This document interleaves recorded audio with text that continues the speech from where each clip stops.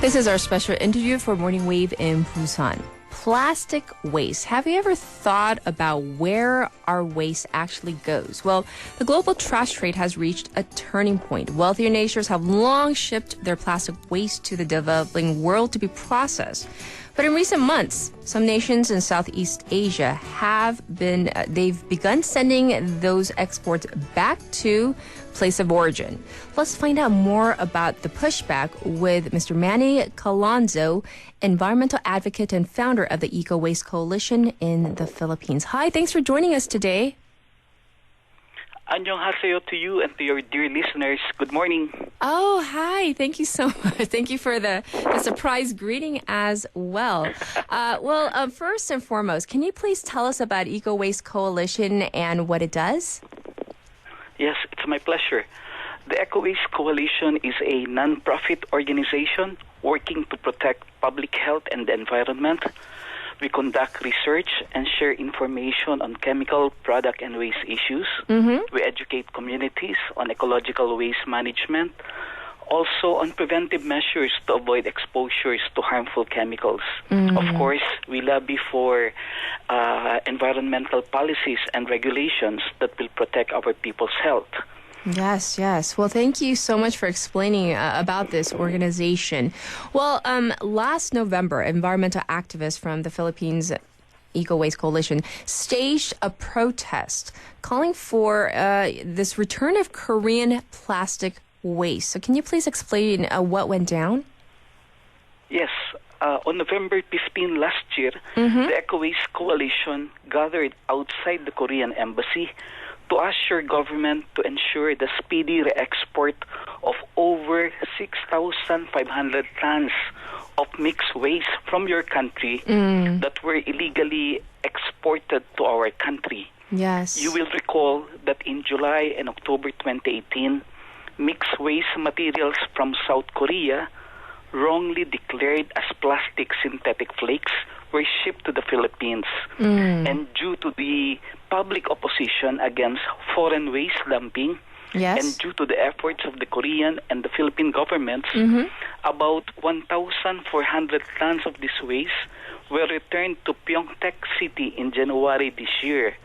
At present, some 5,177 tons of mixed waste from Korea are still waiting to be re-exported to your country. I see. And we're hoping that the remaining waste, which are causing environmental pollution, will be returned to South Korea in the days or weeks to come. I see. Well, from what I understand, Canada is in a similar situation as South Korea. Can you also explain that situation? That is correct. Sometime in 2014, the Canadian government announced it was exploring the possibility of processing the illegal Canadian waste in the Philippines. Such a bad proposal was strongly rejected by the Filipino people. I see. Our country is not a disposal site for Canada's and other countries' waste. And last month, on June 13, the South Korean government, to our disbelief, made a similar proposal to process the waste in the Philippines. At a meeting with our government, the Korean panel led by Mr. Yang Dae-jun yes, of the Ministry of Environment offered to landfill or incinerate the Korean waste in the Philippines with your government paying for the disposal costs. There was also an offer to establish an incineration facility in our country to burn the Korean waste. We did not expect the Korean government to make such a bad offer, which was a complete reversal of what it said in November 2018, confirming that your government would take measures to have the waste in questions be brought back to Korea as soon as possible. Personally, I found the Korean proposal deeply insensitive and disrespectful of our country's laws, as well as the Basel Convention. Yes. We thought it was totally wrong for the South Korean government, as party to the Basel Convention, to transfer the burden and obligation of properly managing the illegal waste from South Korea to the Philippines. Fortunately, the rule of law prevailed, and the proposal from South Korea to landfill or incinerate the waste was quickly rejected by the Philippine panel. An agreement was reached to repatriate the remaining waste to its origin. However, there was no clear timeline set. I see. Well, thank you for breaking it down for us. So unfortunate, this whole situation. Can you tell us, so our listeners have a better idea of exactly how much plastic waste is being exported to Philippines, generally speaking, from not just Korea or Canada, but like overall? Yeah. At present, we do not have a complete data as to how much plastic waste is being sent to the Philippines from abroad. Yes. But we can tell you that waste exports from South Korea to the Philippines have increased after China shut its doors to imported waste starting 2018. For example, according to the Korea Customs Service, your country's waste exports to the Philippines increased from 4,398 tons in 2017 to 11,588 tons in 2018. On the other hand, South Korea's waste exports to China dropped from 119,575 tons in 2017 to 9,379 tons in 2018. We're afraid that South Korean waste are now being shipped not only to the Philippines, but other countries in Southeast Asia. I see. Well, it seems that, the main reason why, the South Korean government, along with other governments, might be trying to send their plastic waste to the Philippines is basically a cost issue because it costs less. So why is industrial waste like this being allowed to be exported? Thank you for your question. I think there are many reasons behind this global waste trade among countries. First, there is no legally binding agreement yet banning the transfer of hazardous waste from developed countries like South Korea to developing countries like the Philippines. The Basel Ban Amendment, which seeks to prohibit the export of hazardous waste and other waste from developed to developing countries for any reason, recycling included, has yet to enter into force. It is not yet being applied. Second, some developing countries like the Philippines have not taken enough legal measures to prohibit the entry of such waste.